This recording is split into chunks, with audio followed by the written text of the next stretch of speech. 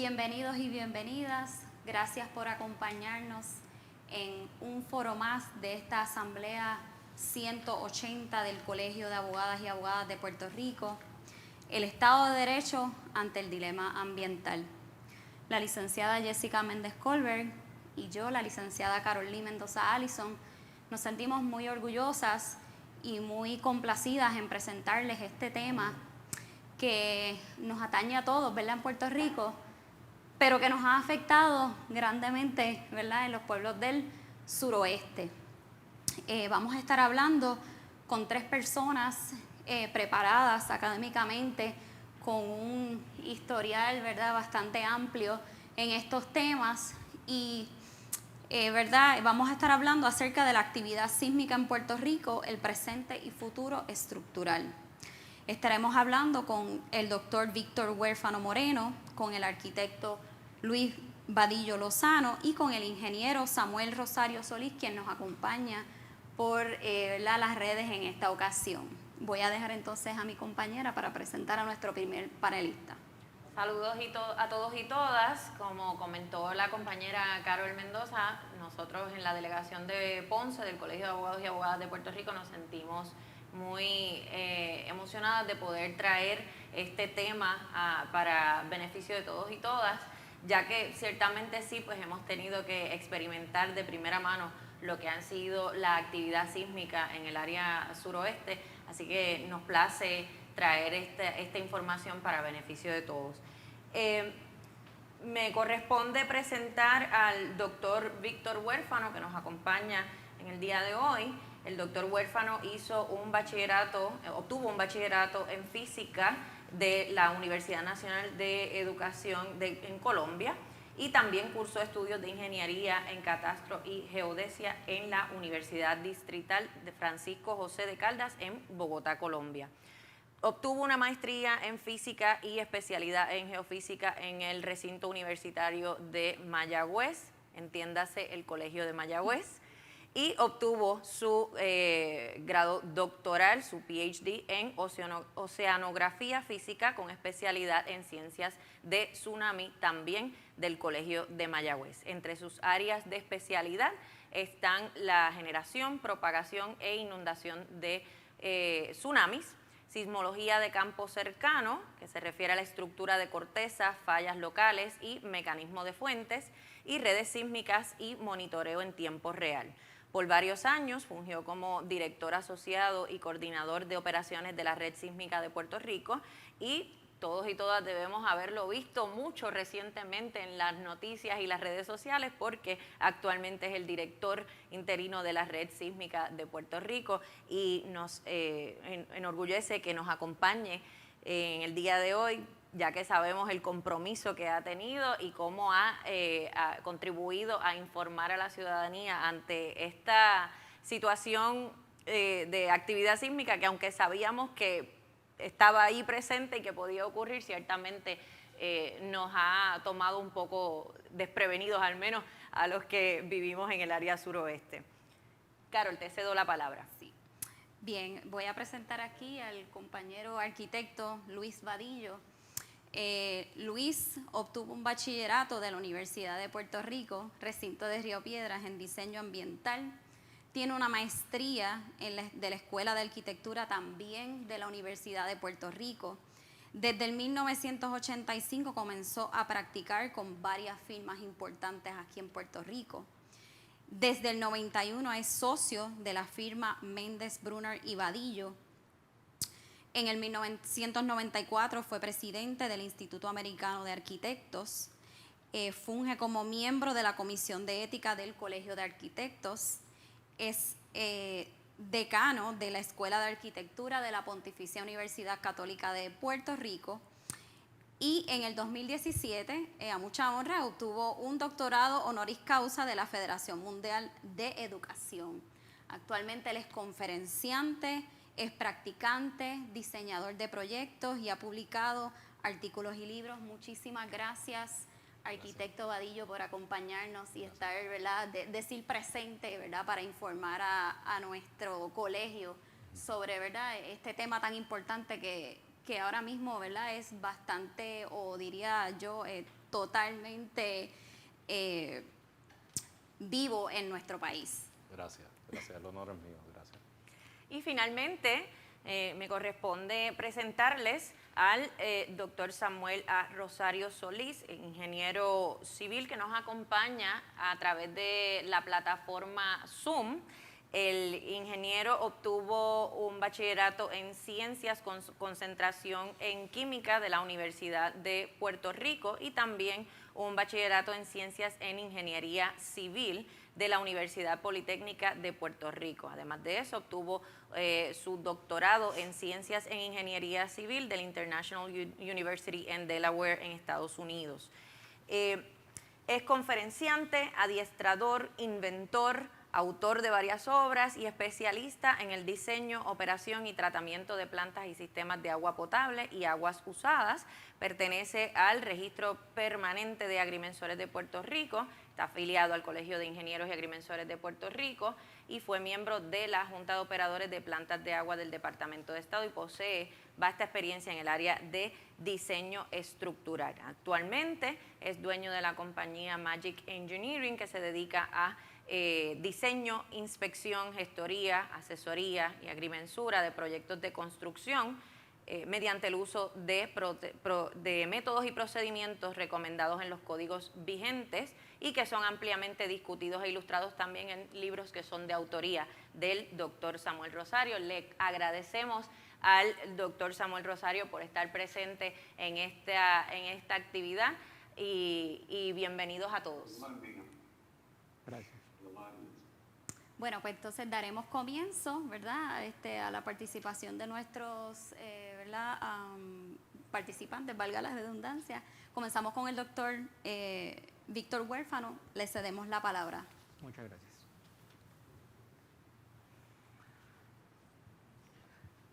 Saludos para los panelistas y para ustedes aquí en el podio. Gracias. Déjenme quitarme la mascarilla. Hay que tener la mascarilla por la pandemia, ¿saben? Tenemos que seguir las orientaciones de los expertos en salud y si bien hablamos de temblores, también tenemos que tener presente las demás emergencias, ya sean los hermanos de los estados del Golfo van a sentir un impacto de un huracán y nosotros también tenemos, y todo el mundo, el impacto de la pandemia, así que tenemos que hablar de emergencias en general. Así que, pues, gracias al Colegio de Abogados por la invitación. Es para mí un gusto, es un placer y gracias por recibirme en su casa. Yo vengo del Colegio de Mayagüez. La Red Sísmica de Puerto Rico es parte del Colegio de Mayagüez, del Departamento de Geología, y pues nos honra estar aquí en su casa en el día de hoy. Vamos a ir rapidito sobre el tema que me pidió la licenciada Irizarry, que fue quien me invitó, y vamos entonces a hablar del tema, como bien dice el título, actividad sísmica en Puerto Rico, presente y futuro estructural. La parte mía es la parte más bien sísmica. La presentación que están viendo los gráficos, vamos a concentrarnos en estas tres imágenes, tres recuadros que tenemos en esta transparencia. En la parte superior podemos ver la ubicación geográfica de Puerto Rico, pues la pregunta inmediata es ¿por qué en Puerto Rico tiembla? Y la razón por la cual en Puerto Rico tiembla es porque estamos cerca a donde dos placas mayores interactúan entre ellas. Al norte tenemos la placa de Norteamérica y al sur tenemos la placa del Caribe. Ambas están interactuando entre ellas y Puerto Rico está entonces recibiendo esa presión de esas dos placas mayores y por supuesto entonces responde a esa interacción regional. En el recuadro de su mano derecha pueden ver toda la actividad sísmica en los últimos 40 años. Wow. Puerto Rico tiembla, señores. Más de 55,000 eventos sísmicos han sido detectados por la Red Sísmica de Puerto Rico, siendo por supuesto la actividad de esta secuencia que nos afecta puedo decir desde el 28 de diciembre, pero para nosotros en la red sísmica nuestra emergencia comenzó el 23 de septiembre. Un evento de magnitud 6.0 nos afectó en el noroeste de Puerto Rico y ahí para nosotros a nivel de operaciones de la red sísmica pues comenzó la emergencia. Tuvimos esa secuencia que todavía se mantiene, es en el cañón de La Mona, y pues entonces ahí tienen una imagen que es bastante clara y bastante reveladora de la actividad sísmica en Puerto Rico. Así que la pregunta inmediata es, tenemos que hacer algo, vamos a prepararnos, vamos a tener nuestros planes de contingencia, vamos a tener nuestros planes de mitigación, es decir, vamos a hacer de Puerto Rico una isla resiliente. Los eventos de enero no han sido los primeros que afectan a Puerto Rico. El más reciente, aparte del 2020, fue en 1918, un evento de magnitud 7.4. Previo a eso, lo pueden ver en el recuadro, tal vez los números no se ven muy claros, pero históricamente hemos tenido casi un evento por siglo. Un evento, cuando digo este evento, es evento que causa daños que son daños severos. 1918 fueron daños gravísimos a la infraestructura de Mayagüez y de Aguadilla particularmente. En el 2020 pues nos tocó a nuestra generación, ustedes son fiel testigo de eso, viviendo en el área suroeste de Puerto Rico, de lo que es, de la naturaleza, de lo que se siente durante un temblor. Un temblor no es un castigo, un temblor es un evento, no es un fenómeno, es un evento de la naturaleza que ocurre porque la Tierra es dinámica. Ya les comenté cuál es la razón. Así que tenemos que tener nuestros planes al día. Tenemos que hacer la isla resiliente gracias, ¿verdad?, a la ciencia. Tenemos a nuestros ingenieros, que son los que se encargan de hacer esas construcciones, que tienen que soportar entonces la aceleración del suelo. Los tenemos a ustedes que cuidan pues de todo el asunto legal y los derechos, vamos a decirlo así, de la población. En una emergencia todos tenemos que ver. A uno le preguntan, oye, ¿Puerto Rico está preparado para un temblor? Yo siempre respondo empezando en casa. Y yo, en mi casa, ¿estoy preparado para un temblor? Si la respuesta mía es sí, es decir, si tengo mi plan familiar, si tengo mi mochila de emergencia, si sé con mi núcleo familiar cómo voy a responder, qué voy a hacer, si vivo, trabajo o estoy en un pasadía, en una zona costera, sé qué voy a hacer en caso de que se active un aviso de tsunami, por ejemplo. He analizado, he revisado los mapas de desalojo por tsunami. Son preguntas que son básicas, pero que son preguntas que nos pueden salvar la vida. En caso de una emergencia, cuando la tierra empieza a temblar, si no sabemos cómo vamos a reaccionar, seguramente ya es un poco tarde. Aquí tenemos los nombres de las diferentes fallas, pero bueno, resumiendo, Puerto Rico tiene fallamientos al norte, al sur, al este, al oeste y dentro de la isla también.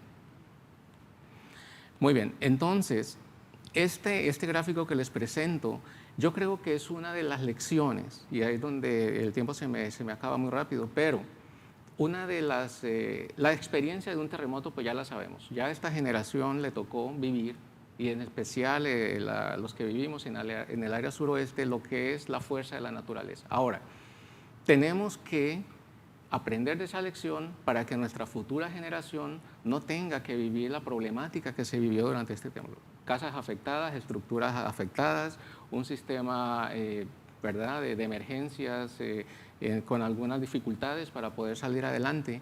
Y el gráfico que tenemos ahí es parte tal vez básica de dónde comienza todo el problema. Tenemos que conocer cuál es el problema. Tenemos que saber cómo entonces van a ser las diferentes aceleraciones, de eso los colegas estarán hablando más en detalle, pero si conocemos bien el problema vamos a saber enfrentarlo. ¿Por qué? Porque yo puedo hacer la mejor construcción del mundo, pero tengo que saber a qué esa estructura se tiene que enfrentar.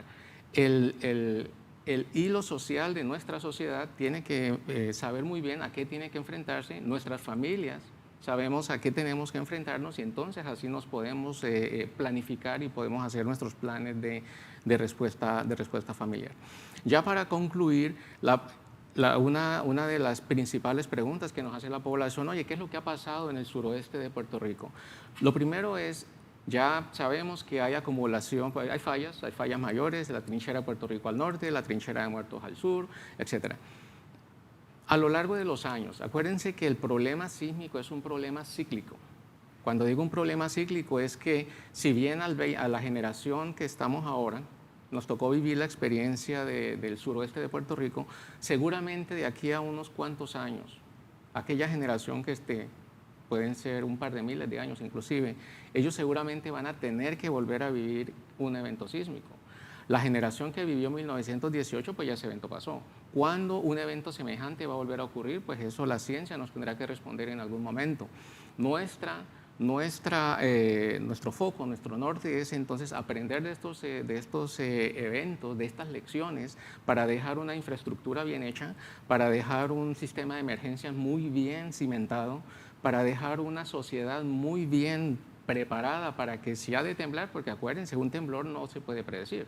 Yo no puedo decirles a ustedes la próxima o no sé cuándo, porque eso científicamente en este momento es imposible. No hay instrumento, no hay científico, no hay metodología que me permita decir con bastante exactitud cuándo va a ocurrir el próximo temblor. Pasaron 102 años desde 1918, ahora le tocó al 2020. Seguramente en el futuro vamos a tener tal vez nuestra generación, o tal vez nuestros hijos, o tal vez nuestros nietos van a tener que volver a vivir esa experiencia. Pero de nuestra preparación veremos si salimos o no salimos adelante. Así que en el suroeste tenemos una acumulación a lo largo de varios miles de años. Dicen los científicos que tal vez sobre 5.000 años estuvo la energía acumulándose en el suroeste. Y entonces todo comienza con la Montalva. La falla de Montalva, una falla que todavía no estaba bien conocida. Nos preguntábamos, oye, ¿y Montalva continúa mar afuera, etcétera, etcétera? Y bueno, tembló. Y ya tenemos una secuencia de más de 11.000 temblores a partir del 28 de diciembre. Ha sido una de las secuencias más productivas, dicen los científicos, del mundo. Así que para que tengan una idea de cuán ha sido la actividad, y ustedes, licenciadas que me comentan que son del suroeste, que han tenido que sentir, no todos esos miles de eventos, pero sí un buen % de esos eventos se han sentido. ¿Por qué? Porque son muy cercanos a la zona poblada y son muy superficiales. Esa es la razón por la cual se sienten de la forma que se han sentido. Así que tenemos una serie de fallas, tenemos varias fallas, y esas fallas están interactuando entre ellas, y esa pues es la razón. Primero, el depósito energético es la acumulación de energía elástica que ha venido a lo largo de los miles de años. Llega el momento en que ya esa región no aguanta más. Así es que es la dinámica de esto. Una vez que todas esas rocas y todo ese sistema de la corteza ya no puede con el estrés, pues entonces, boom, empieza a liberar la energía. En algunas ocasiones la liberación es súbita. Puede ser un evento entonces muy fuerte. En esta ocasión pues nos tocó más bien, sí, un evento de 6.4 muy fuerte, pero muchos, cientos, miles de eventos más pequeños. Muy bien, así que pues muchos eventos sísmicos. Tenemos, sí, hubo deformación de la isla, eso es correcto. La gente nos dice, oye, la isla se torció. No fue que la isla se torció realmente, pero sí hubo una subsidencia de unas 7 pulgadas, que eso ya se midió y está debidamente documentado y publicado. Y así ocurre, eso es típico en un movimiento sísmico. Acuérdense, un movimiento sísmico pues es un movimiento que es brusco, etcétera, pero es un movimiento a la larga. Y el temblor pues generó que la isla se hundiera 7 pulgadas en la zona costera, que ese es el gráfico que están viendo ahí. Muy bien, pues entonces ya se me acabó el tiempo. Creo que cumplí con mi asignación, así que ya estaremos atendiendo más preguntas. Claro. Así que de nuevo, gracias por recibirme en su casa, y de parte del Colegio Mayagüez, muchas gracias. Gracias, a usted. gracias al doctor Huérfano. Bueno, podemos pasar entonces con el arquitecto. Ay, Luis Vadillo. perdóneme. tengo 1500 notas.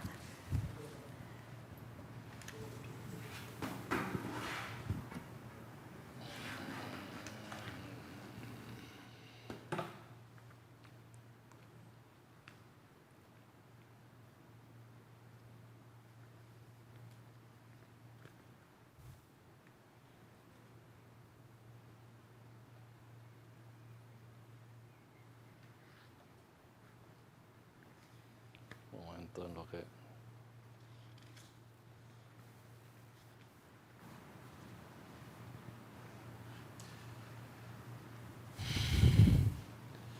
Sí, bueno, disculpen. Comienzo agradeciendo al Colegio de Abogados por la invitación, la cual me honra, agradeciendo a las 2 moderadoras y obviamente agradeciendo a mis 2 compañeros de panel. Es un honor estar en la tarde de hoy. Poder estar acompañado por 2 técnicos como del calibre de los que estoy acompañado en la tarde de hoy, me hace pensar qué puedo traer yo a la mesa cuando recibí esta invitación. Porque ciertamente datos, números, yo estoy seguro que mis dos compañeros van a poder aportarlos. O sea que esa es una de las preguntas que inmediatamente me planteé. ¿Qué es lo que yo puedo aportar a la mesa? Yo conozco, pero no conozco a los niveles de detalle que mis compañeros seguramente pueden abundar. O sea que yo dije, ¿por qué yo no entonces, siendo arquitecto, que somos generalistas, traigo la parte del contexto, aporto el contexto, dónde es que ha ocurrido todo esto? ¿Y qué tal si lo hago? El músico, cantante de ópera, conferenciante y filósofo catalán, Ramon Genier, dice que todo lo que nosotros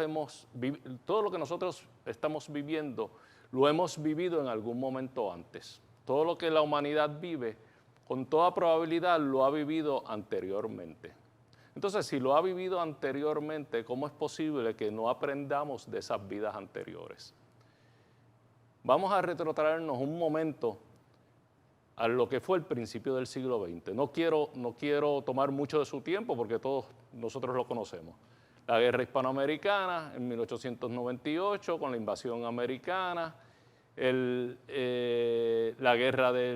Primera Guerra Mundial, el terremoto del 18, San Felipe en el 28, la pandemia mal llamada la fiebre española del 1914 al 18, del 1918 al 20 me parece.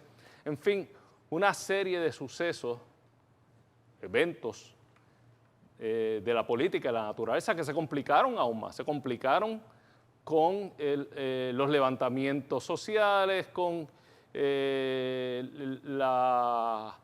el surgimiento del Partido Nacionalista, en fin, la masacre de Ponce, tantas y tantas cosas que para el 1940 Puerto Rico había vivido en eventos entre sociales y naturales casi un siglo completo.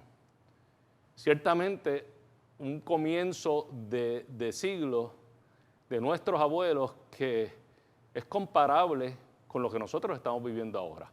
Y si es tan similar, si nosotros hemos vivido tan similar, unos eventos tan parecidos, entonces, ¿cómo es posible que nosotros no acumulemos ese conocimiento y lo apliquemos? Bueno, yo creo que la parte del conocimiento sí lo acumulamos. Yo creo que no se nos puede decir que nosotros no hemos aprendido de esos eventos. Hemos aprendido de todos ellos. Lo que no hacemos y no somos muy diestros es en la aplicación, en la implementación. Y a esto me voy a referir en más detalle. Lo que nos interesa a nosotros de los eventos no son los eventos en sí. O sea, lo que nos interesa a nosotros de los terremotos, que es lo que nos ocupa hoy, o de los huracanes, no es el evento en sí. Posiblemente al doctor huérfano sí, le interesa estudiarlo, pero a la mayoría de nosotros lo que nos interesa es cómo nos afecta a nosotros. Cómo esos eventos nos afectan a nosotros. Y estos eventos ciertamente han puesto a prueba nuestras dos cualidades principales, que son la capacidad de resistir, que es la capacidad de enfrentar un evento y sobrevivirlo con la menor cantidad de daños posible, y la resiliencia, o sea, la resistencia y la resiliencia, que se ha abusado tanto, un término del que se ha abusado tanto últimamente, que es en realidad la capacidad de rebote, es la capacidad de, una vez pasado el evento, nuestra capacidad de recuperarnos. Y en esa parte es donde yo creo que nosotros hemos sido más deficientes. Puerto Rico, los eventos del huracán y los eventos del terremoto debieran de ser parte de la naturaleza. Y ojo, quiero hacer hincapié en que los llamo eventos, porque estos no son desastres. La naturaleza está en movimiento. Los eventos de los huracanes y los eventos de los terremotos ocurren como ocurre el movimiento de las olas del mar. Lo que pasa es que no con esa frecuencia y no con tan baja intensidad, pero son parte de la naturaleza. Es parte de lo que nosotros debiéramos de considerar y debiéramos de vivir con ello. Ahora, ¿por qué nosotros no sabemos vivir con ello? Bueno, Yo creo que es porque rápidamente hay gente que empieza a hablar de revisión de códigos, de revisión de planificación. A mí me parece que nosotros lo que hemos fallado mayormente, y vamos a abundar más adelante en eso, es en implementación, en enforzar códigos, en enforzar planificación. Y no se puede reclamar que no lo hacemos porque no lo sabíamos. Todos nosotros que vemos las casas en las laderas de las montañas, pegadas a las carreteras, con esas columnas esbeltas, todos nosotros sabemos que esas columnas algún día van a fallar, y si no fallan las columnas, van a fallar el terreno. Va a haber un deslizamiento de terreno, no con terremoto exclusivamente, puede ser hasta con una escorrentía fuerte de agua. O sea que no podemos reclamarnos como que todos somos inocentes, todos lo sabemos. Todos sabemos que si construimos en la zona marítimo terrestre, además de provocar erosión de la costa, en una subida del mar, en cualquier evento, esa estructura va a estar expuesta a un golpe de agua que con toda probabilidad no va a tener capacidad de resistirlo. Eso todos lo sabemos. Sin embargo, seguimos haciéndolo. ¿Por qué seguimos haciéndolo? Bueno, mi opinión es que nos hemos vuelto un país voluntarioso. Queremos hacer las cosas aún conociendo que no debemos de hacerlas. Dice mi esposa que nosotros, Puerto Rico, debiera de aprender a que no se debe de construir donde se quiere y como se quiere, sino donde se debe y cómo se debe. Ahora, imponer esto obliga un cambio en la actitud pública para producir una efectiva supervisión de lo que son los códigos que se revisan cotidianamente y de lo que son los ejercicios de planificación del país que se abandonan. Estamos construyendo en toda la isla como si en toda la isla se pudiera construir. Entonces, los efectos de un evento se convierten en desastre, pero son desastres para nosotros, no para la naturaleza. Para la naturaleza no es un desastre, es el desastre para el ser humano. Está en nuestras manos, entonces, tomar las decisiones correctas para evitar que lo que es un evento previsible, porque va a ocurrir, porque un terremoto, como dice el doctor Huérfano, puede ocurrir ahora. Y los huracanes, Dios no lo quiera, nos pueden ocurrir no solamente un huracán de gran categoría en una temporada, nos puede ocurrir más de un huracán en una temporada y nos puede ocurrir todos los años. Lo que pasa es que apostamos a que no vayan a ocurrir. Ya para concluir, tengo que hacer un reclamo. De la naturaleza hay que aprender sus reglas, no entenderlas, e ir y obviarlas, e ir en contra de ellas. Es una lucha que siempre vamos a perder. O sea que si algo podemos sacar de este conversatorio de hoy, y ya con esto cierro, es que tenemos que aprender a obligarnos a las reglas, obligarnos a las buenas prácticas del diseño y las buenas prácticas de construcción, formalizar el proceso de construcción y diseño en Puerto Rico y, obviamente, conocer dónde vivimos y dónde nos estamos ubicando. Gracias. Muchas gracias, arquitecto Vadillo, por su presentación. Pasamos entonces con el ingeniero Samuel Rosario Solís. Le cedo la palabra. Buenas noches a ustedes, panelistas. Un placer, ¿verdad?, estar con ustedes, con el doctor Huérfano, también con el arquitecto y ustedes, las licenciadas. Un verdadero honor para mí. Básicamente, escuchando al arquitecto, pues mi presentación y lo que yo quiero aportar está basada, ¿verdad?, en lo que él está diciendo. Nosotros tuvimos, ¿verdad?, un evento telúrico. Se hablaba muchos años, 10 años, mira, la columna corta, mira, la casa sobre columna. ¿Qué pasa? Pues, como muy bien dice él, pues mucha gente no lo creía, nos hicimos, como muy bien dice el arquitecto, pues no va a pasar nada, etcétera, etcétera. ¿Qué pasa? Pues vino vino el examen, el terremoto es el examen, que vino y sobre unos elementos estructurales, muchos de ellos mal diseñados, sin cumplir con los más mínimos requisitos básicos de procedimientos, de códigos, ¿verdad? Como muy bien señala él. Y por lo tanto, ¿qué yo quiero llevar esta noche? Pues está bien, pasó el terremoto, ¿qué yo puedo sacar positivo para Puerto Rico? Pues miren, tenemos que tener en mente, ¿verdad? Si pueden hacer la presentación que yo les di ahí, si pueden, que yo se la envié anteriormente, si la tienen disponible,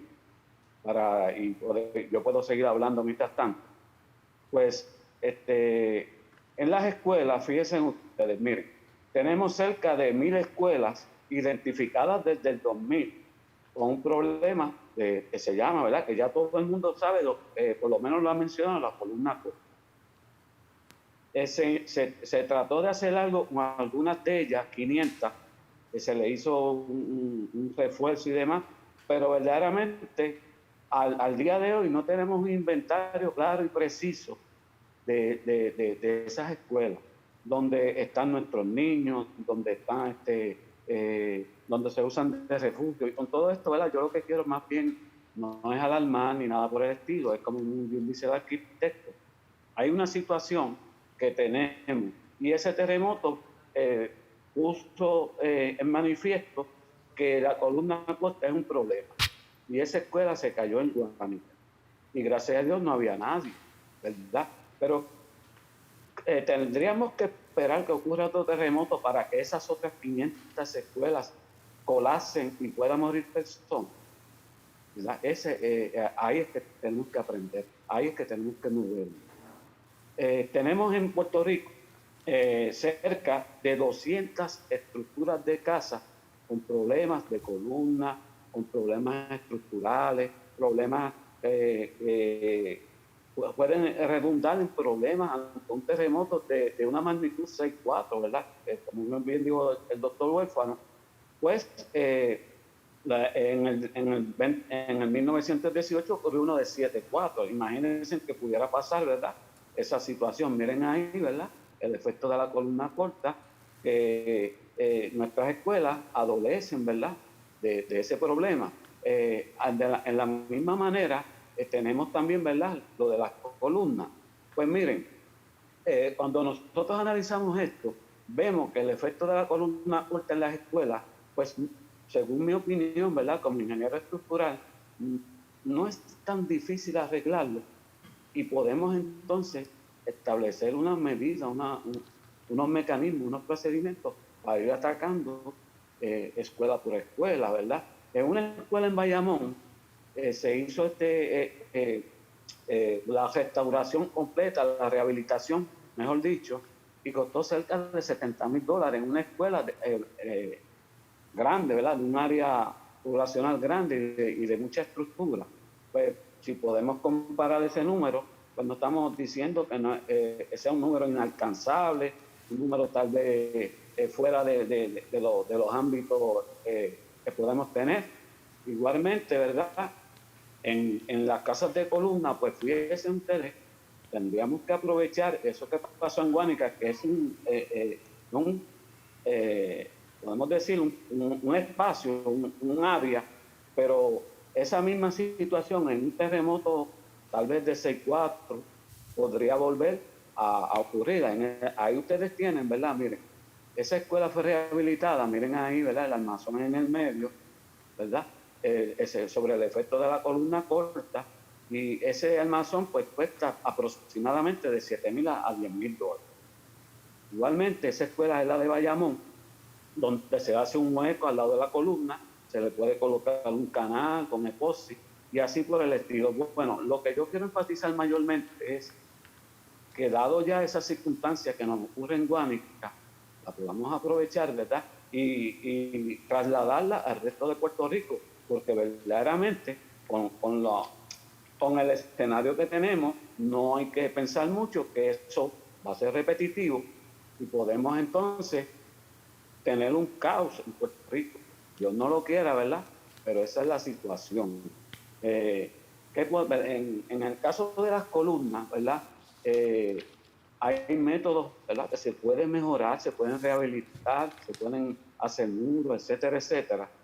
Y de esa manera podemos comenzar, ¿verdad?, a que nuestras estructuras tengan una mejor respuesta en el momento que ocurra. Como muy bien dijo el arquitecto, ¿verdad?, pues las vemos, sabemos pues que puede ocurrir, pero este evento nos muestra a nosotros verdaderamente qué podemos esperar. Ya yo en uno de los libros que escribí yo tenía esto puede pasar.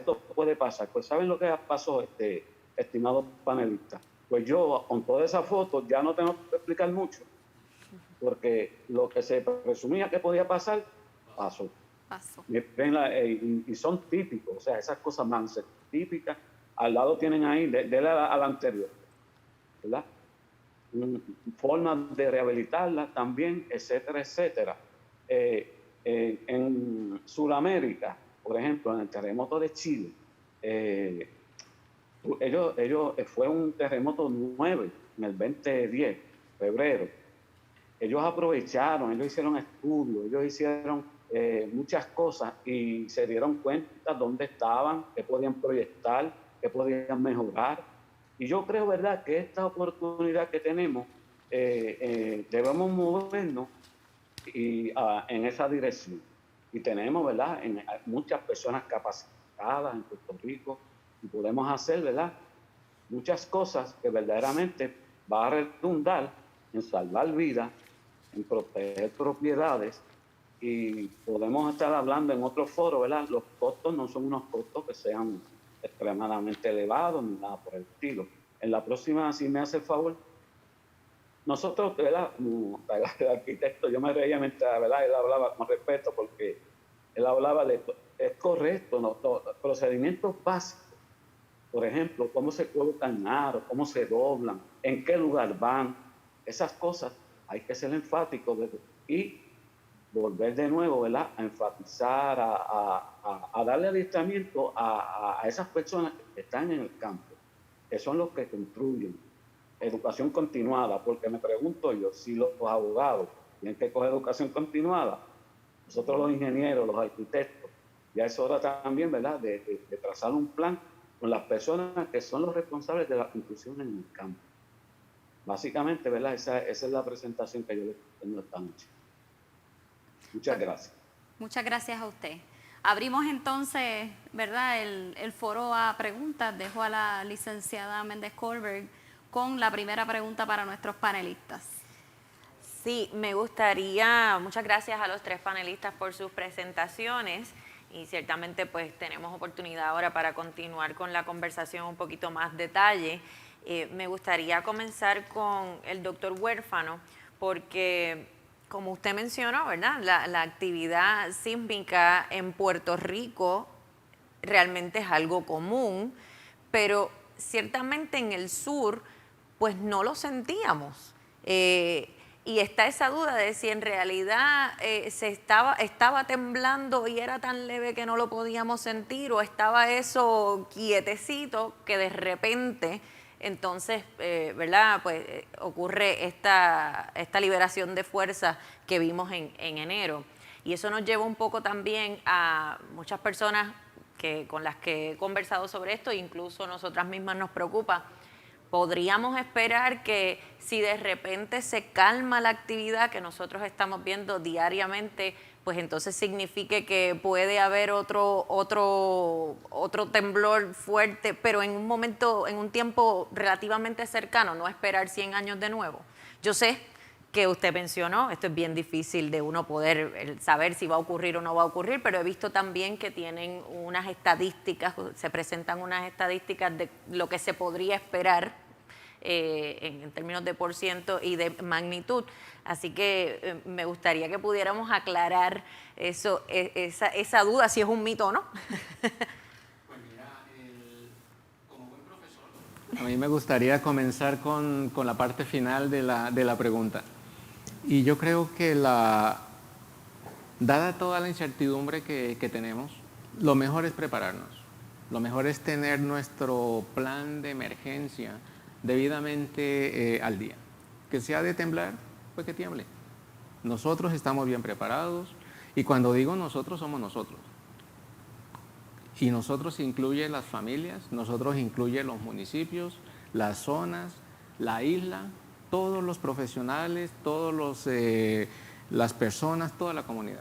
Porque de una u otra forma vamos a ser afectados. Así que el prepararnos implica a todos. Así que empecemos por ahí. Yo estoy preparado, va a temblar en algún momento, pues tiembla. Yo sé qué tengo que hacer, yo sé cómo tengo que reaccionar, yo sé qué debo hacer. Mi hábitat, mi casa, pues yo la tengo debidamente preparada. Yo confío en los ingenieros, porque es que me toca. O sea, ¿qué opción yo tengo? Yo no soy ingeniero de estructuras, por lo tanto yo no sé si las varillas están donde tienen que estar. Yo tengo que confiar en que, número uno, el que hizo el estudio del terreno lo hizo conscientemente. Entonces el que planificó, el que hizo el diseño, pues lo hizo siguiendo los códigos y siguiendo todo lo que está debidamente, ¿verdad?, en ley.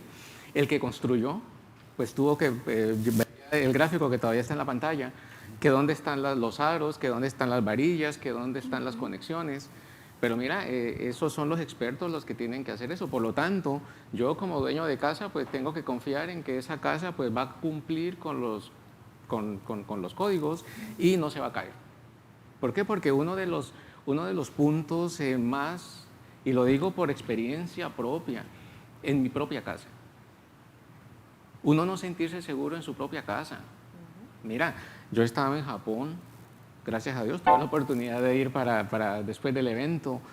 He estado en Chile, en México, en Centroamérica, en Haití. Lo que pasó en Haití, pues yo creo que una cosa supremamente grave.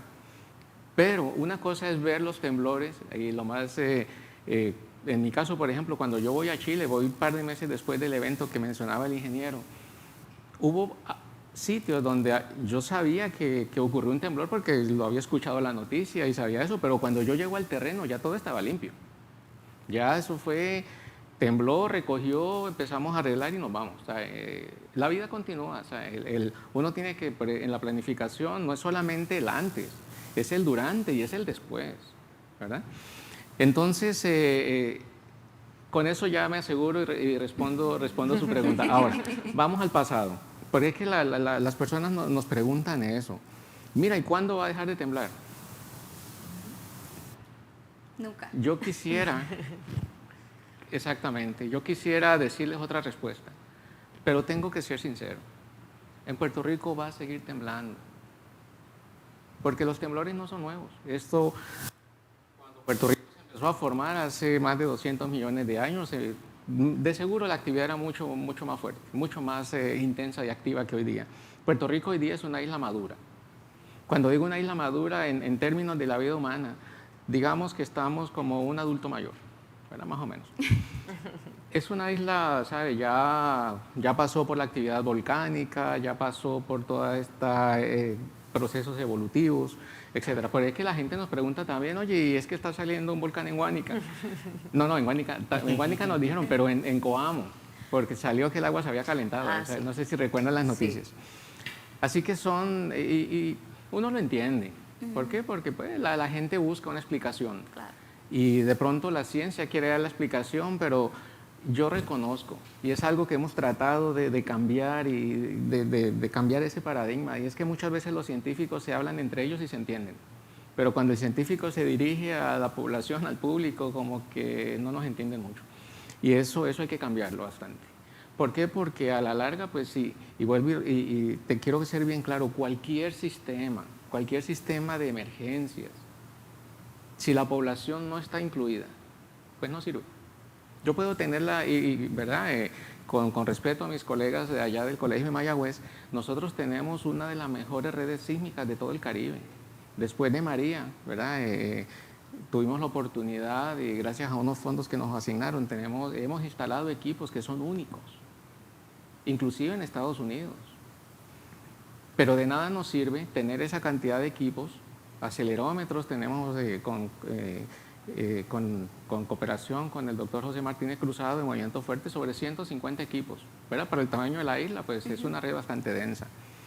tenemos unos sistemas satelitales de comunicaciones, tenemos cuerpos de emergencia, pero resulta que es que el sistema, claro, está la parte de monitoreo, está la parte de emergencia, la parte de toma de decisiones, pero está la población. Así que esa parte tenemos que reforzarla y tenemos que aprender. Yo me uno a las palabras del arquitecto, tenemos que enfatizar mucho en la comunidad. Así que lamentablemente, pues tú lo dijiste mejor que yo. No va a dejar de temblar. Ahora, que va a haber unos eventos mayores, sí. ¿Que cuándo van a ocurrir? No lo sabemos. Es más, a mí personalmente, y aquí yo no respondo como director de la red sísmica del Colegio Mayagüez, Víctor Huérfano, como persona, a mí no me preocupa realmente que vaya a haber otro temblor.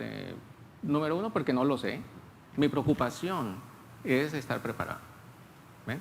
Entonces, antes, en mi presentación lo mencioné, pero de rapidez, cuando la red comenzó, por los años 70, que se iba a hacer un estudio para unas plantas nucleares, etcétera, eso lo hizo Fuentes Fluviales en aquel momento, se empieza a monitorear la actividad sísmica en Puerto Rico.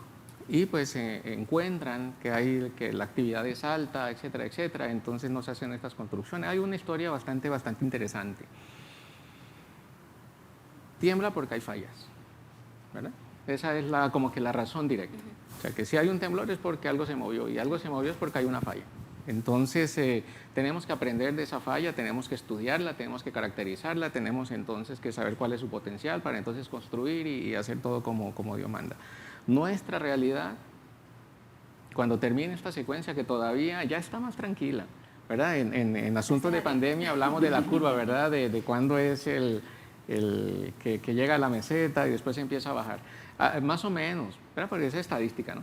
La secuencia sísmica también nosotros tenemos la forma de ir haciendo la gráfica, vemos que va disminuyendo, pero resulta que va disminuyendo, pero de momento hay actividades, ¿verdad? Lo hemos sentido. Eso.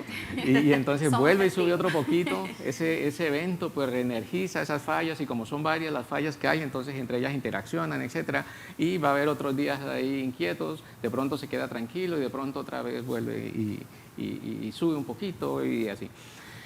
Hay científicos, colegas, que hacen una comparación, lo que pasó en Nueva Zelanda, lo que pasó en Italia, y asocian un poco a la situación en Puerto Rico. En Nueva Zelanda la actividad sísmica duró cerca de un año. En Italia duró un poco más de un año.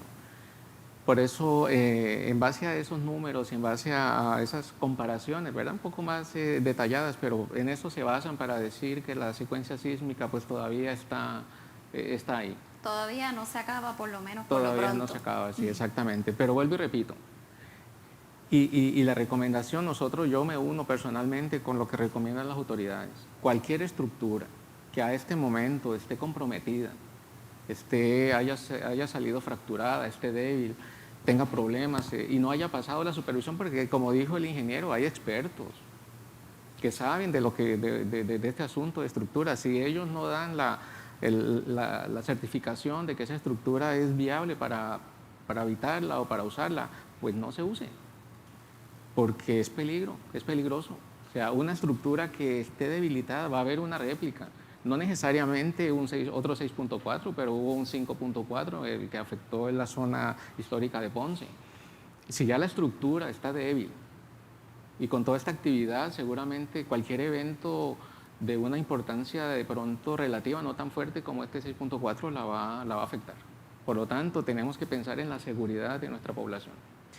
Y en seguimiento a lo que usted está comentando sobre la preparación, me gustaría si el arquitecto Vadillo y el ingeniero Rosario pudieran comentar en términos de qué es lo que uno tiene que mirar en su casa, porque uno no tiene la preparación que ustedes tienen, para uno decir, definitivamente necesito que venga un experto a mirar esto. Hay cosas que ciertamente son obvias, ¿verdad?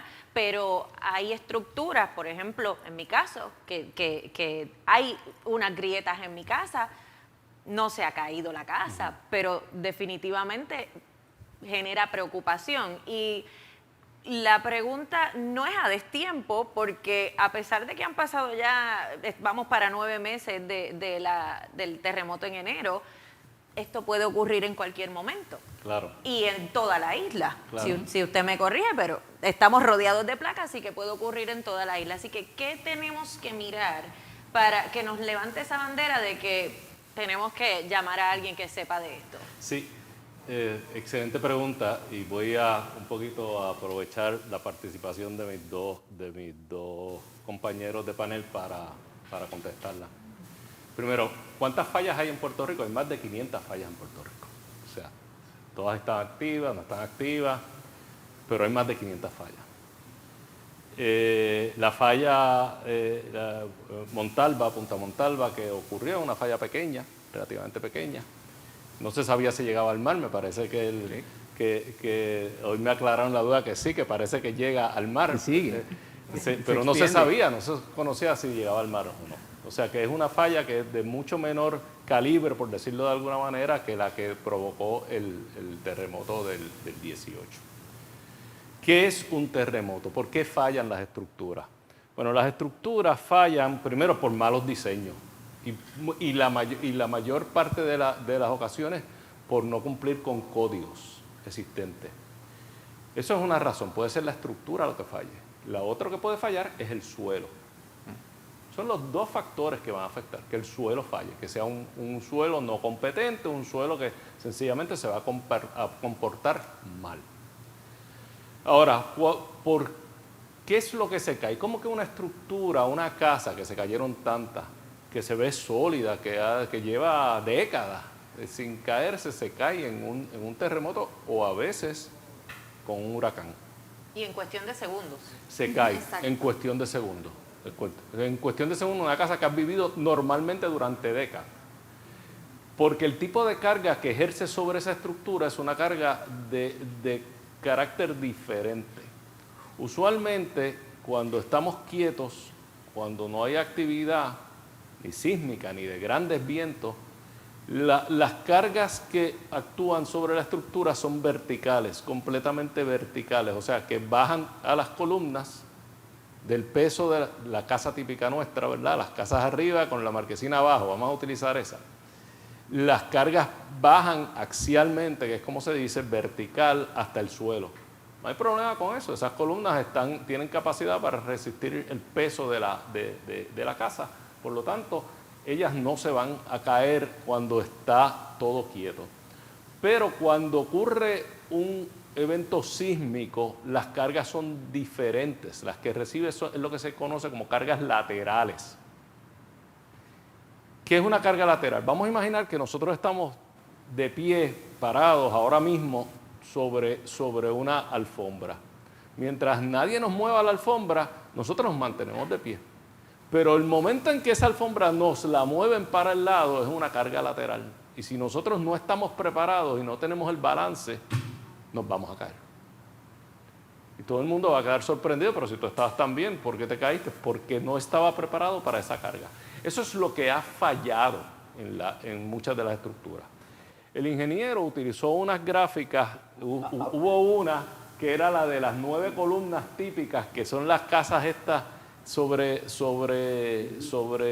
columnas, donde ilustraba, y yo no sé si se puede buscar esa imagen, donde se ilustraban unas paredes que propone el ingeniero construir conectando las columnas.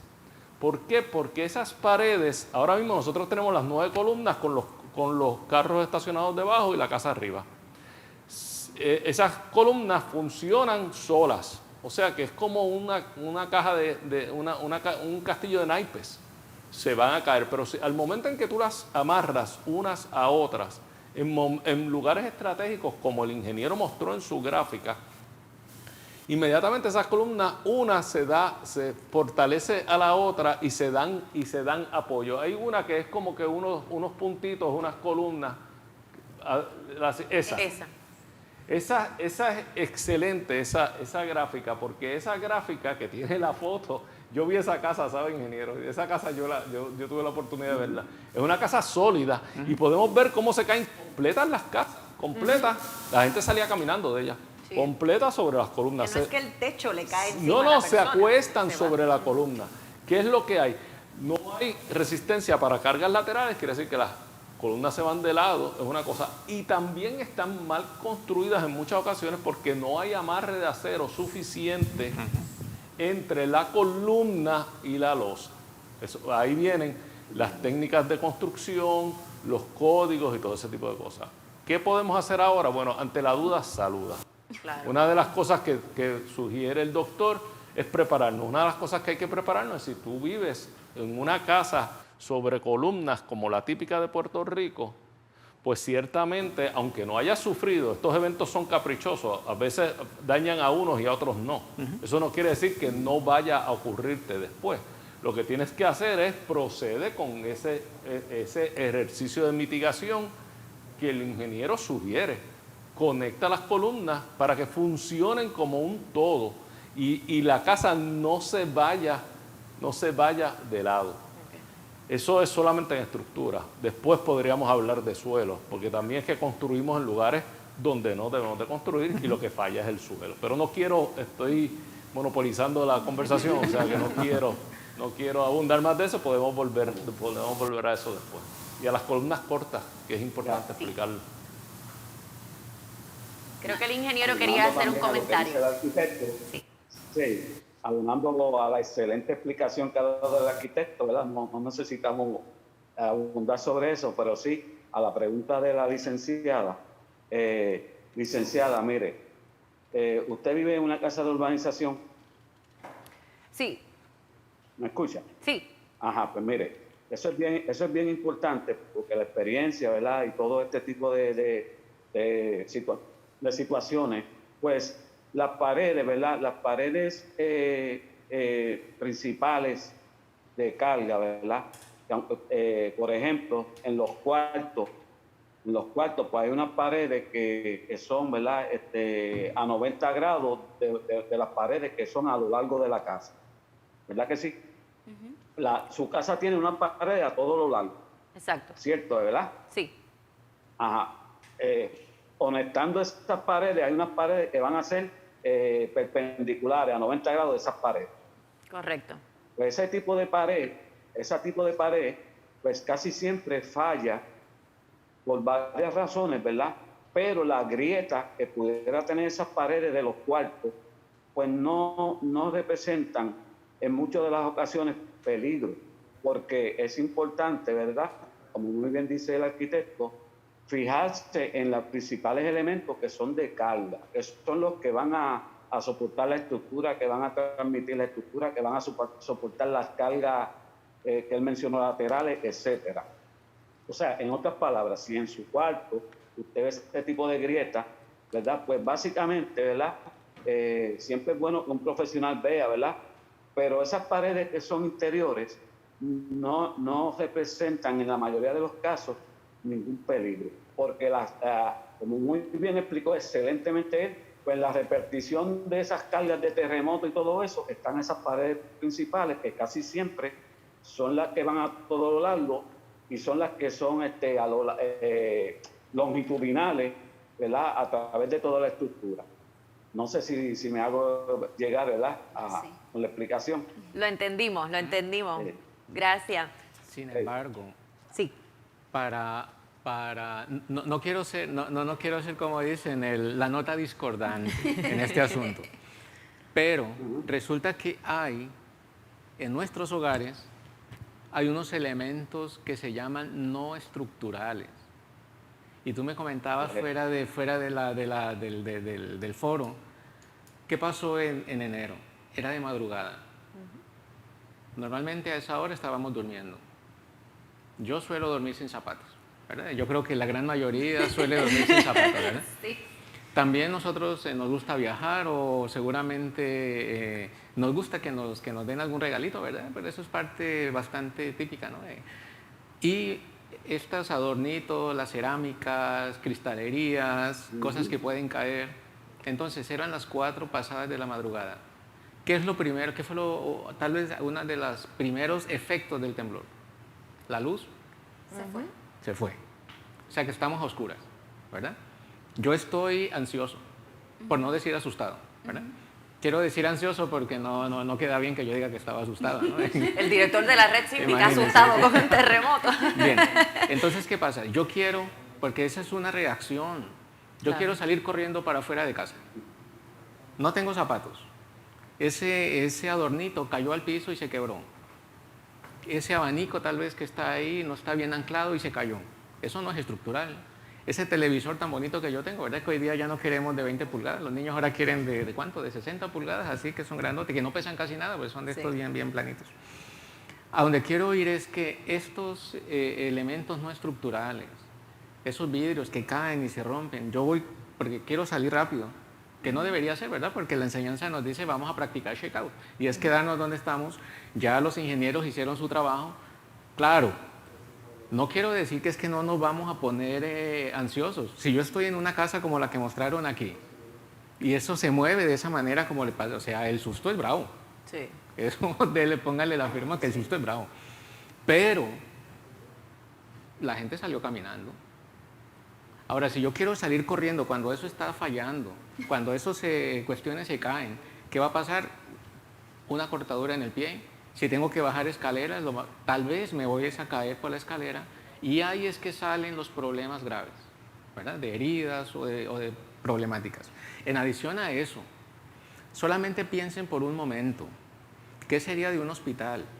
Porque no es solo que no colapse, es que hay estructuras que les ponen el apellido de críticas, que no es que no se colapsen, es que sigan funcionando después de que ocurra un problema. Miren, después de María, ¿cuál fue el gran problema? Yo creo que nosotros enfrentamos a María muy bien durante, pero después fue, pues ya ustedes saben la historia. Afortunadamente, pues el temblor sí impactó muchos hogares y ¿verdad? Hay que ser solidario con las personas que sufrieron esto, pero pudo haber sido de pronto si hospitales se dañan, se colapsan, no se colapsan, pero un hospital que no funcione, pues ¿para qué sirve? Claro. ¿Verdad? Aquí el punto es que no es solamente que no colapse, es que hay estructuras que tienen que seguir funcionando. ¿Por qué? Porque A mí me son gustaría necesarias. también, Sí. abonando a lo que dice el doctor, en varias escuelas, pero hay una en Ponce, que es la Academia Adventista, ¿verdad? Pues este servidor fue y la evaluó estructuralmente, completa, y pudimos identificar unos lugares que son, ¿verdad? Que yo los llamo lugares de zona segura, para de alguna manera darle a las personas cierta seguridad, ¿verdad, doctor? Mire, de igual manera está el sign exit, salida cuando hay un fuego.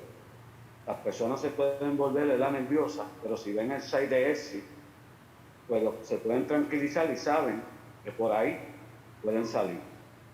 Usando ese concepto, pues nosotros hicimos un plan donde determinamos en esa estructura científicamente, en términos de ingeniería, ese lugar es tan difícil que colapse que lo mejor que pueden hacer los estudiantes es quedarse allí sentaditos en el lugar bien identificado con los planos y todo, ¿verdad? Una cosa bien evaluada.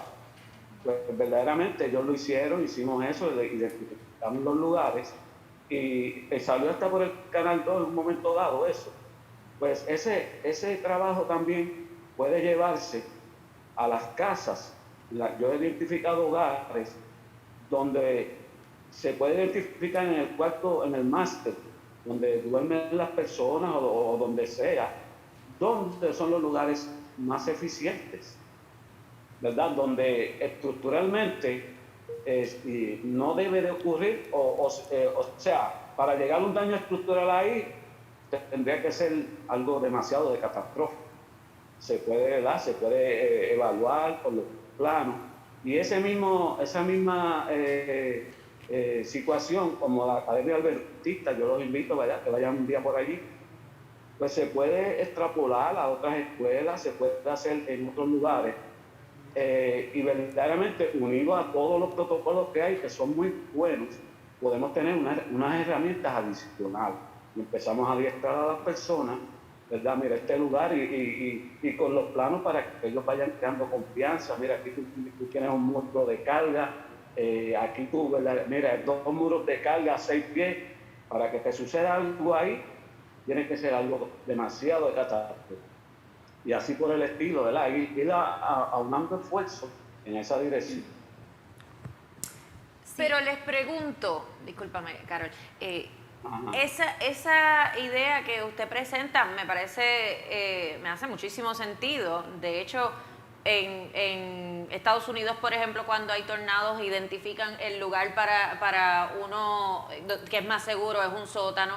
Yo he visto letreros de identificar lugares seguros, pero ahora que usted lo menciona, nunca lo había visto en el contexto de un terremoto. Entonces, eso que usted propone es algo que no requieren ahora mismo los protocolos ¿verdad? Por lo menos en edificios, no residencias, sino edificios públicos, ¿verdad? Donde reciben visita de personas. No es algo requerido.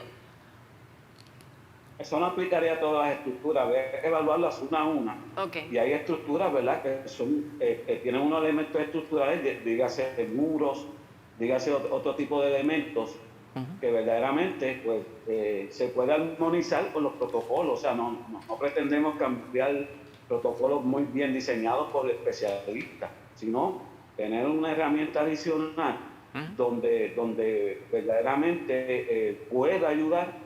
Y por ejemplo, ¿verdad?, en esas casas de urbanización tienen 2 paredes, tienen un pasillo, 2 muros hasta todo lo largo. Pues, el mejor lugar para protegerse en un terremoto son esos 2 muros en pasillo. ¿Ves? O sea, y si tú puedes convencer a la persona que es mejor quedarse ahí y no salir a la calle, pues yo creo que estamos en el lugar correcto. Claro, y yo, si me permite, ingeniero, yo quisiera aportar algo. Las estructuras están diseñadas para soportar los terremotos del área. O sea, el cumplimiento con los códigos daría esa garantía. La diferencia entre un tornado y un terremoto son 2 eventos que, aunque producen cargas similares en el sentido de que producen cargas laterales, el huracán y el tornado particularmente crea unos esfuerzos en muchos componentes secundarios que no necesariamente ocurre en un terremoto. El terremoto lo que tiene que soportar al evento son los elementos principales de la estructura. O sea, lo que nosotros queremos es que esa estructura no se desplome, no se caiga encima del que la habita. Y es fácil cumplir, es relativamente fácil cumplir con eso. Y los códigos lo toman en consideración. Simplemente que hay mucha estructura en Puerto Rico que se construye de manera informal. Mucho de lo que falló sabíamos que iba a fallar.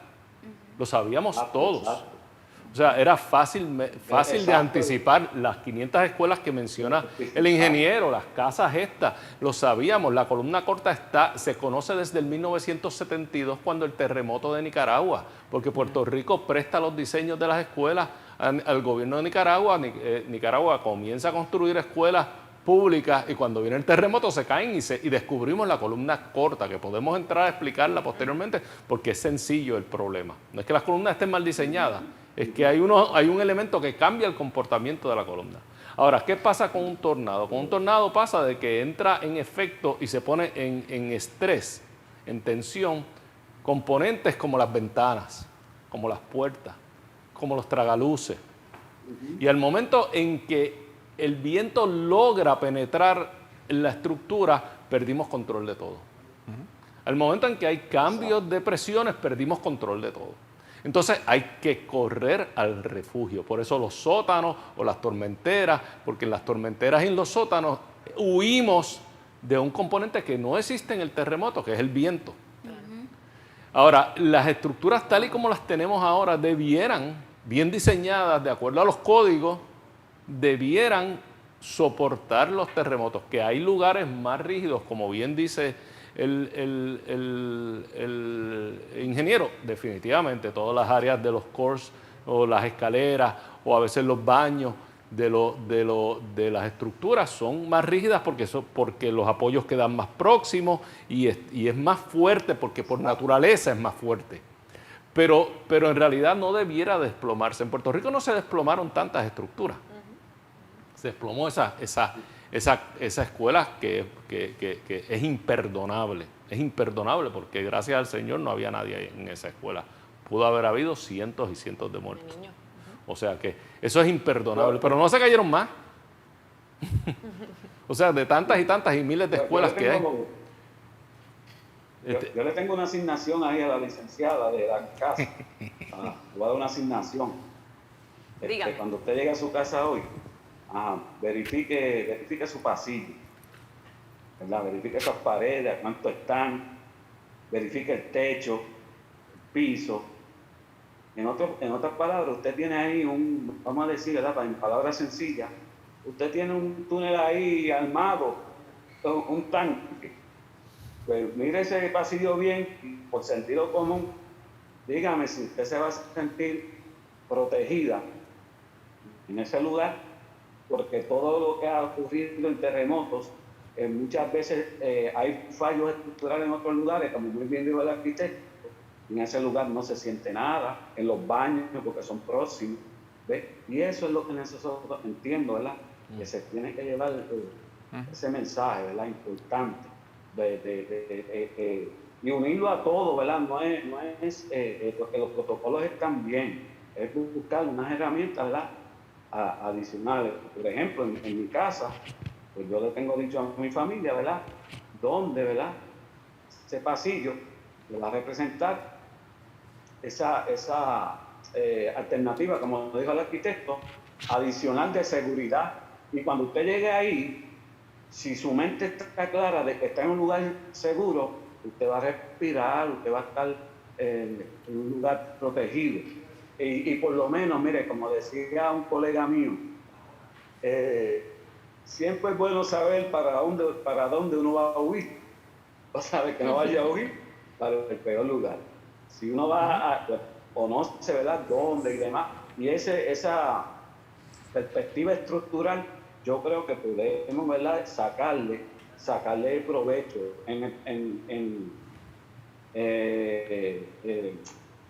Costa Rica es un lugar que aplica mucho esto que yo le estoy diciendo.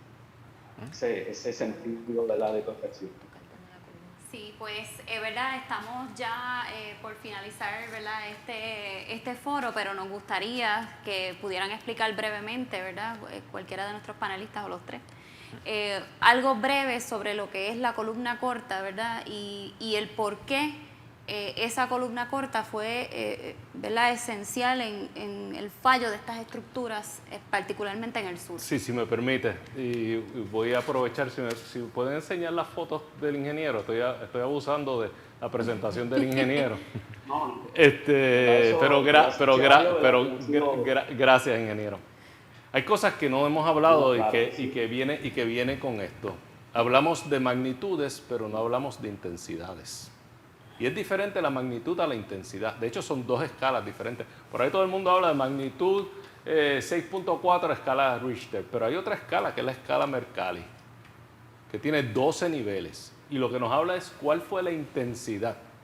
Porque el terremoto del 7 de enero de Puerto Rico no ocurrió en Puerto Rico, ocurrió en el planeta Tierra.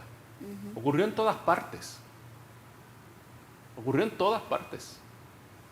Lo que pasa es que en Guánica, Guayanilla, Ponce, lo sentimos más. ¿Por qué? Porque lo tuvimos ahí. O sea que la magnitud del terremoto fue 6.4 aquí en Puerto Rico, en Guánica, en Guayanilla y en China. Pero su intensidad en la escala Mercalli, que es otra escala y que es la que más importa, porque es cómo lo sentimos nosotros, es 9. Tiene 12. Es 9. O sea que nos habla la intensidad de cómo se sintió ahí. Es 9 ahí, pero en San Juan posiblemente fue 4 o 6. Entonces, cada vez que hablemos de movimientos sísmicos debemos de combinar ambas cosas. ¿Cuál fue su magnitud, que solamente nos da parte de la información, y cuál fue su intensidad? Entonces, por eso es que las cosas fallan en algunos sitios y en otros no. Por eso es que esa escuela se cayó y otras escuelas no se cayeron. No porque la magnitud del terremoto haya sido diferente en ningún lado, no, la magnitud fue la misma. Es que la intensidad en ese lugar fue mayor. Y entonces puso a prueba, porque puso en estrés los componentes que no servían. ¿Qué es la columna corta? La columna corta no es una columna mal diseñada, es una columna bien diseñada. Lo que pasa es que en los modelos del ingeniero estructural del momento, porque ya lo conocemos, yo estoy seguro que el ingeniero no cometería ese error ahora, pero no lo conocíamos antes, se diseñaban las columnas como si el edificio estuviera sobre columnas sin más nada. Estas columnas estaban sueltas, entonces tú diseñabas las columnas, aguantan, están diseñadas para cargas laterales y todo, no tienen problema con eso. Pero las columnas no se quedaron así, el edificio no se quedó como un bosque de columnas. Esas columnas, los colegios y las escuelas que todos conocemos y en las que todos estudiamos, ¿cómo es? Nosotros vamos por ese pasillo exterior, ¿verdad?, que va hacia el patio, a un lado el patio, al otro lado los salones. Todos conocemos esos pasillos, sí, ¿verdad?, que es bien común para nosotros. ¿Cómo son esos salones? Una puerta aquí, otra puerta allá, una columna al lado de la primera puerta, una columna en el medio que tiene dos paredes a los lados y al final la otra puerta con una columna al lado. Y arriba de eso, unas ventanitas, ¿verdad?, para dar ventilación. Hay una foto que yo creo que de las columnas, que yo creo que nos va, ahí vemos. Entonces, ¿qué es lo que hacen esas paredes de bloque que no son estructurales y que ocurren entre las columnas? Esas paredes impiden el comportamiento normal de la columna. Toda estructura toda estructura va a deflexionar y se va a deformar una vez la carguen, o sea, una vez la construyan, le pongan el techo, le pongan todo este peso. Y cuando se van a mover, se deflexionan más, se van a mover. Eso es normal. Pero ¿qué pasa si yo diseño una estructura pensada para que se mueva y de momento le pongo dos paredes de bloques, como hago en las escuelas, a lado y lado, y le digo, ¿tú sabes qué? Tú no te vas a mover. Espérate, pero es que yo me tengo que mover. No, tú no te vas a mover. Pero no te vas a mover los primeros 6 pies, que es la altura de esa pared de bloques que todos conocemos en las escuelas. Porque los últimos 2 pies tenemos unas ventanitas pequeñas. De ahí para arriba, sí se mueve. Porque las ventanas obviamente no tienen la capacidad ni la fuerza de las 2 paredes de bloques que yo le puse al lado, que no son estructurales, pero son lo suficientemente rígidas para impedir el movimiento natural que debiera tener esa columna. Lo que le va a pasar a esa columna, a ver si puedo de alguna manera utilizar mi dedo, es que en vez de flexionarse naturalmente, se va a partir acá arriba, en el nivel de las ventanas arriba. Por eso se dice columna corta. En ese lugar no fue diseñada para tener unos refuerzos para recibir el estrés al que va a estar sometido. Entonces se van a partir. ¿Por qué? Porque las ventanas no tienen la fuerza para restringirla como tienen las paredes.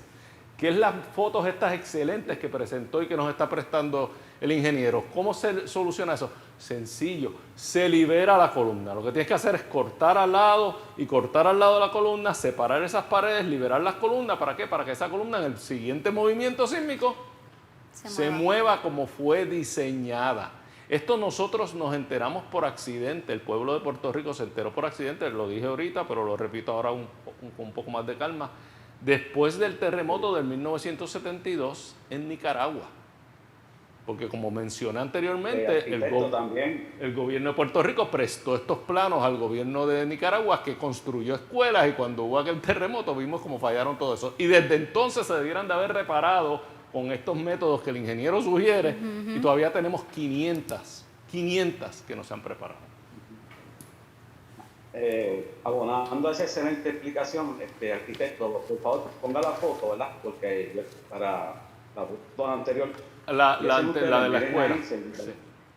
En esa escuela pasaron más cosas. La anterior, por favor.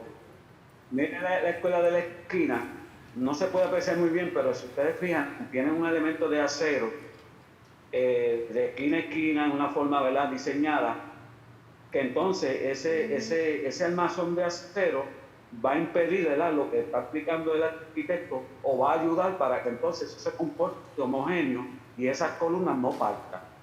¿Ves? Ese método es efectivo, y también, como le explicó, cortando toda la columna y colocándole un elemento de acero, un canal con epoxi. De esa manera, pues le estamos proveyendo unos métodos, como él habla, ¿verdad?, para que ese elemento pueda tener un largo adecuado de respuesta, ¿sí? Porque de lo contrario, solamente tiene un pedazo entre el hueco de la ventana y lo de arriba, y ese pedazo de columna va a partir, porque en otras palabras, hablando de una manera sencilla, no tiene ayuda. Pues espero, ¿verdad?, que le haya... Sí, no, definitivamente nos han aclarado el problema de Gracias por la foto, ingeniero, que si no, yo no hubiera podido dar la mitad de mi participación. Definitivamente sí, ha sido muy útil en las fotos para aquellos también que somos visuales. Gracias a Dios que han sido de provecho, y gracias a Dios, ¿verdad?, que tuvimos, ¿verdad?, entre todos, pues llevarle el mensaje. Tenemos una situación, tenemos unas condiciones que conocemos, entendemos, el arquitecto, el huérfano, entendemos que solucionarla, pues no es una cosa que demasiado de compleja, demasiado de difícil, y tenemos 500 escuelas, ¿verdad?, en un peligro inminente de colapso estructural. Y no podemos quedarnos tranquilos ni callados, tenemos que llevar este mensaje. Donde quiera que a mí me inviten, pues yo estaré ahí llevando ese mensaje. Ahora, por más fuerte que sea la estructura, no importa lo bien diseñada que esté, no importa que la diseñe el ingeniero o que la diseñe yo y que cumpla con todos los códigos, si el suelo es inadecuado, no tiene solución. Es parte de los... O sea que parte de la cosa es el suelo. Claro, es parte del La análisis. evacuación. Claro que sí. Y cómo los niños que estén en la escuela van a reaccionar también. Pero puede que en la escuela no le pase nada. Exacto. Pero si tenemos en cada salón 25 muchachos y esos 25 muchachos salen despavoridos de ese salón, que eso pasó en Venezuela, salieron todos estos nenes del salón, el alero fue el que colapsó. Justo los niños saliendo, se crea el efecto embudo y colapsa el alero encima de todos estos muchachos, y fue una noticia bastante trágica para el evento de Cariaco. Sí. Bueno, el tiempo nos traiciona. Le agradezco a nuestros 3 panelistas por la información que nos han regalado en el día de hoy. Ciertamente, sí. Tengo antes de que si iba a pedir comentarios finales. Bueno, pues vamos para allá. Iba a pedir comentarios finales. Iba a resumir un poco, porque creo que les hemos podido brindar contextos sobre lo que es la actividad sísmica en Puerto Rico, y la importancia, el mensaje que me llevo del doctor Huérfano es la importancia de la preparación y de estar orientados en cómo debemos reaccionar a esto, que no se trata de esperar a que se calme la actividad sísmica ni en el suroeste ni en ningún lado en Puerto Rico, sino de estar preparados. También nos llevamos más conocimientos sobre cómo se comportan las estructuras, qué es lo que debemos mirar ya pasado un evento como este, qué es lo que debemos estar pendientes. Bien importante, obviamente, el cumplimiento con los códigos de construcción y con la reglamentación vigente, pero más que eso me llevo la importancia de la implementación, ¿verdad? De cómo debemos aprender de lo que vivimos, de lo que nos tocó vivir a esta generación, para que no se vuelva a repetir, especialmente ese problema de las escuelas y la columna corta. Ciertamente es inaceptable. Así que sí, le quiero pedir comentarios finales a nuestros 3 panelistas antes de que nos podamos despedir. Sí, muy bien. En Puerto Rico ya es, no por ley, pero sí por costumbre, 2 ejercicios anuales. Hay un ejercicio de tsunamis que es en marzo, que es el Caribe Wave, y yo lo que exhorto a todos, desde la señora gobernadora hasta a Juan del Pueblo, que está allá en la comunidad de cual sea en el municipio, es que estos ejercicios nosotros los hemos planificado y coordinado para que nos enseñen a cómo reaccionar en caso de este tipo de emergencia. En marzo es el de tsunami y en octubre es el shakeout. Créanme, el shakeout funciona. Yo sé que en el temblor de enero muchas de las personas decían, no, es que mi reacción fue salir corriendo. Y yo les decía, mira, si tú pudiste salir corriendo en ese temblor, es que ese no fue el temblor fuerte. Y créanme, tú eres del área. Hay muchas personas en el área de Guánica, en el área de Peñuelas y Guayanilla, que no pudieron ni siquiera levantarse de la cama. ¿Por qué? Porque la vibración fue tal que no les permitía a estas personas mantenerse en pie. Claro. De ese es el evento que estamos hablando. Entonces, si usted está en un condominio, si usted está en otro sitio, no sueñe que va a poder salir corriendo y llegar a la calle. Porque número 1 se va a caer, número 2 va a bajar rodando por la escalera, número 3 va a salir a la calle y usted no sabe lo que le espera en la calle. A lo mejor los ventanales reventados, los tendidos eléctricos caídos o lo que sea. Mejor prepare su nicho, prepárese donde está, tenga, como decían los distinguidos panelistas, en su hogar debidamente, ¿verdad?, revisado aquellos sitios menos expuestos. Preparen su casa para los elementos no estructurales. Y el check-out, mira, a mí me lo han dicho, nos han criticado, nos han dicho, pero qué bobería. Mira, que diciéndole a la gente que se meta debajo de una mesa. Claro, si están en una casa en columnas, por supuesto que hacer check-out no es una recomendación. El check-out no funciona solo, funciona como parte del plan familiar de respuesta. Y obviamente hay que revisar pues, el área, hay que revisar la vivienda, el condominio, lo que sea. Pero ayuda. Así que mi exhortación, y con esto quiero terminar, es que no lo hagan por nosotros. Háganlo por ustedes mismos. Hablen con sus familias. Tómense 1 minuto de su tiempo. Mira, ¿cuánto duró el temblor de Guánica? Segundo. No llegó ni 1 minuto. Para mí fue una eternidad, pero quería preguntarle cuánto fue que duró exactamente. Instrumentalmente duró mucho, pero vamos, lo que la gente lo siente pues es la parte más fuerte, la parte más, la verdad, la aceleración más intensa. Y eso dura pocos segundos. De hecho, si ustedes recordarán el evento del 23 de septiembre, ese fue más extendido. A nosotros nos recomiendan, por lo menos en mi entrenamiento nos dicen, cuando empieces a sentir un temblor empieza a contar. Yo no, 1, 2, 3.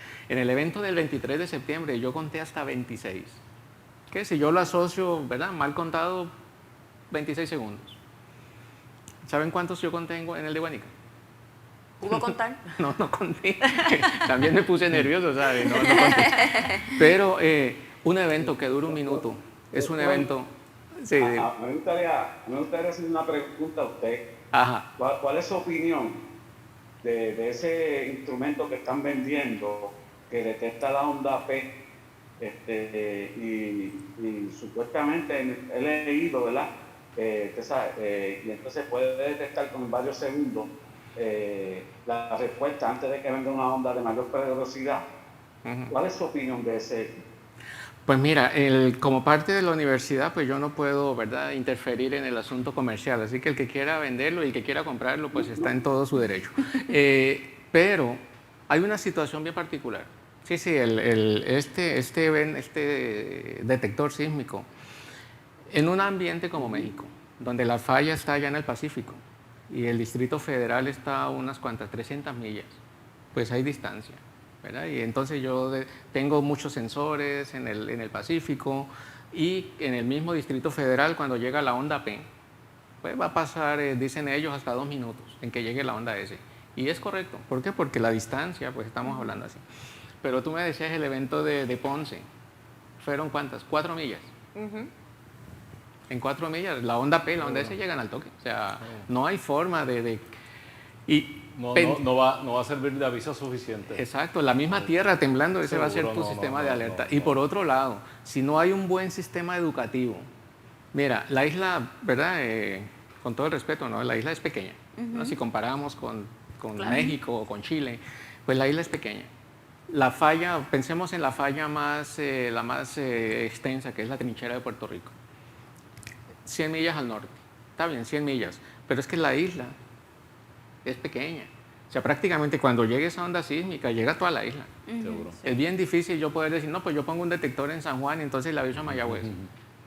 Y número dos, tal vez pueda tener 2 o 3 segundos, ponle 5 segundos.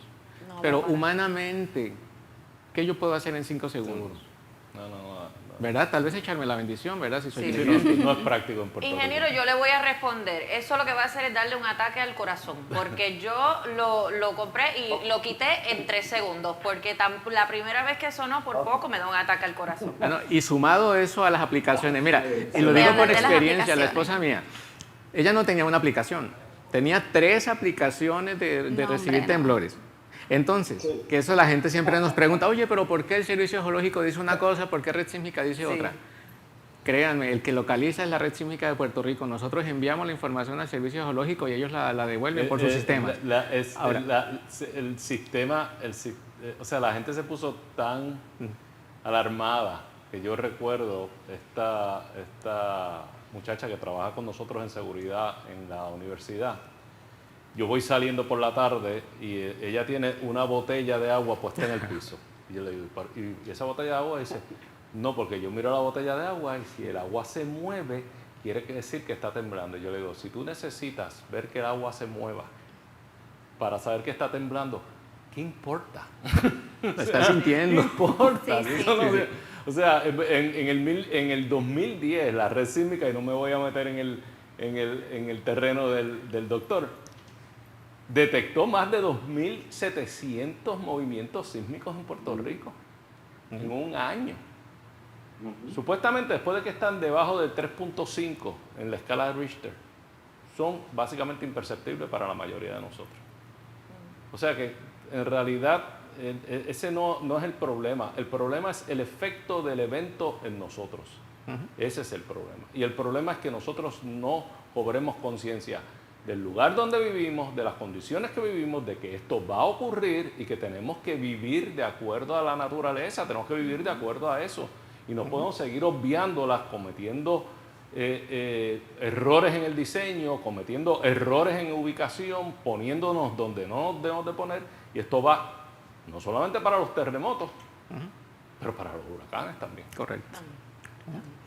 Sí, Pues sí. el ejemplo lo que usted menciona de la botella de agua, yo creo que también es otro tema para otro foro por el efecto psicológico que tienen estos eventos en Sí. los que los sobrevivimos, ¿verdad? Porque yo tengo que reconocer que yo puse un vasito en mi oficina por un tiempito, después lo Sí, quité porque Cuando golpeabas el claro, escritorio, me la creía que estaba vaina- temblando, así que lo quité. Y mira, y recuérdate, ese es uno Algo. de los problemas mayores Sí. del terremoto, a diferencia del huracán, la incertidumbre. Claro, Sí, sí. claro. El huracán avisa, esto no avisa. mira, Ese es el mira algo que yo aprendí.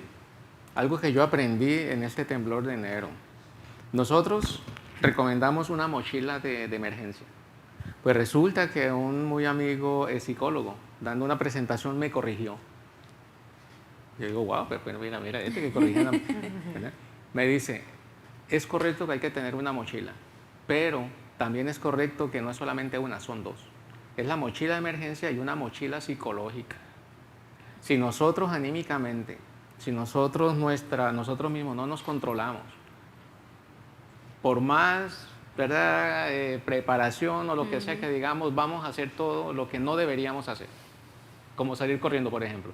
¿Ve? Así que tengamos eso en mente. Hay que tener y mira y reconocer si yo no puedo con la situación, hay expertos. Yo, mira, y lo digo, ¿verdad? Con toda la sinceridad del caso, yo recibí ayuda psicológica después del 23 de septiembre, porque ya estábamos agobiados. Eran temblores y temblores, en menos de un mes tuvimos más de 1000 y pico, lo que nunca habíamos tenido que enfrentarnos. Para mí, para mi personal, pues nos tocó recibir ayuda. El mismo hecho de uno sentarse, ¿verdad? Uno sentado así, después de toda esa tembladera, le tiembla todo a uno. Sí. Nos decía el psicólogo, mira, ponga los 2 pies así, respira cuando te sientes, ¿verdad? Anímicamente ya saturado, toma la cosa con calma, respira profundo 3 veces y tranquilízate. O sea, cosas que, ¿verdad? Porque uno en el ambiente de uno pues no lo sabe, pero hay Claro. psicólogos y expertos en comportamiento humano que eso ayuda. Así que son lecciones que hay que aprenderlas. Definitivamente. Bueno, pues no tenemos tiempo para más. Quisiéramos poder conversar con ustedes 2 horas más, pero les agradezco a nuestros 3 panelistas por su tiempo. Para nosotros, como mencionamos al principio, es muy importante que pudiéramos traer este tema en la Asamblea del Colegio de Abogados y Abogadas de Puerto Rico, particularmente para la delegación de Ponce, que hemos enfrentado esto de primera mano, así que les agradezco por estar disponibles para nosotros en el día de hoy y por toda la información que nos han podido brindar. Espero que haya sido de provecho para todos los que nos están sintonizando. Y definitivamente hay espacio para otros foros que estén relacionados a este tema, porque ciertamente se nos quedaron muchas cosas que vale la pena discutir.